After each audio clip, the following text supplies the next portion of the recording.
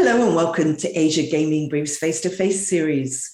This week I'm going to be talking with Frederick Gushen, who's the Managing Director of Spectrum Gaming Group.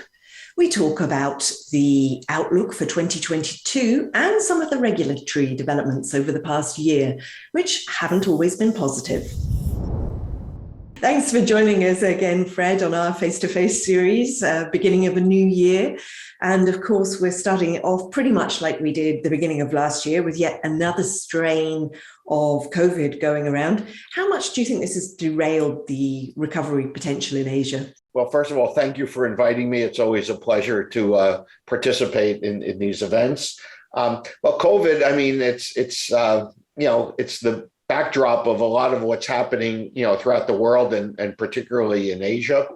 The casinos have been open, they've been closed. It's disruptive, but it is a major health issue. And the key that we've had here in the US and perhaps now Australia and some other countries, Singapore, is to reconcile and balance all of the public health issues with the economic issues, with the mental health issues. All of those issues are important, and obviously nothing is more important than health. I mean, it has been a catalyst in some places, such as the Philippines, for taking another look at online gaming, allowing online gaming domestically in the Philippines. Do you see that happening anywhere else? Well, the history of gaming is when you legalize one form of gaming, other forms of gaming follow down the road.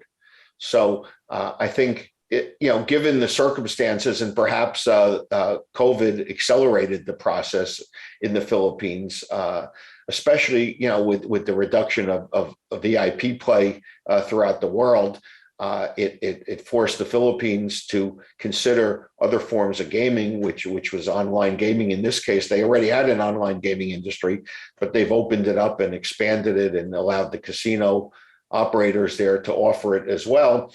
So that's a trend, and we think it will probably continue in other jurisdictions, not only in Asia, but around the world, as governments look for new sources of revenue and other things like that to balance some of the loss of revenue they've had from the tourism sector, the gaming sector, and just getting back, whatever the new normal is. And I'm not sure we all know, but clearly, revenue for governments is going to be a critical component of that. And gaming provides, the so-called low-hanging fruit. If you had to guess or make a sort of educated guess, which would be the most likely to introduce some kind of regulated online betting, do you think?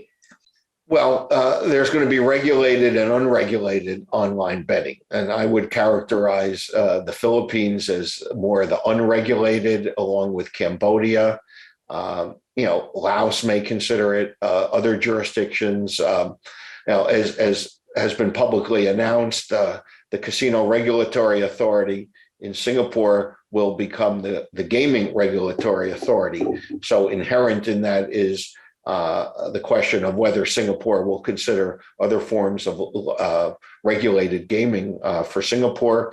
I don't know the answer to that question, but basically all governments, from the US governments, from New Jersey, Nevada, parts of Europe, are evaluating increased sports betting and online gaming and other things like that.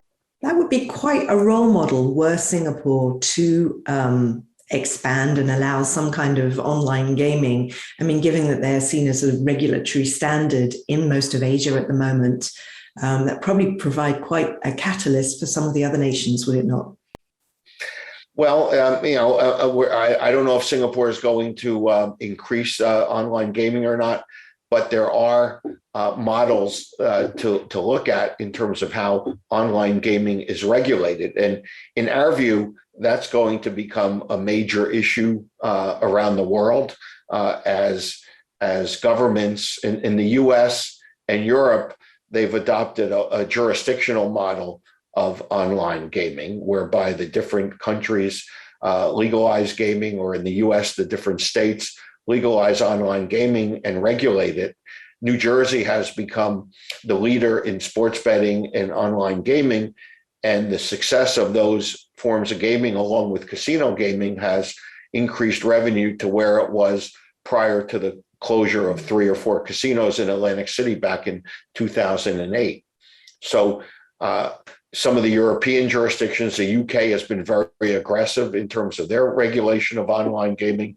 So there are models that other governments in Asia could follow, whereby they can try and control it reasonably in terms of licensing, in terms of operations, in terms of money laundering, in terms of all of those activities. They can be controlled like everything else. It comes down to the governmental will to do that. Now, in the Philippines, Malta, Curacao, those jurisdictions, they license their various companies to offer online gaming, and those companies proceed to offer that form of gaming internationally. In our view, that model ultimately is not going to be the predominant model as jurisdictions consider the legalization of online gaming, which means people or companies with licenses in the Philippines, Malta, Curacao are essentially offering illegal gaming. I think regulation in Asia always seems to be one step forward and 2 steps back. And it's not been the best year, has it, in 2021 in terms of regulation? We have both the Philippines and Cambodia have black marks against them. How do you see that panning out this year? Have they done, or are they taking enough action to? Let me give you my spin on that. These are jurisdictions that haven't regulated effectively, and they've been held accountable for that because by the Asia Pacific group that comes in and does the peer group reviews on behalf of the Financial Action Task Force. So they have been held accountable. You have to remember that the anti-money laundering system is a worldwide system, and its fundamental premise is that each country will enforce the anti-money laundering rules on an equal basis. So a country that is not enforcing those rules is effectively cheating the other countries.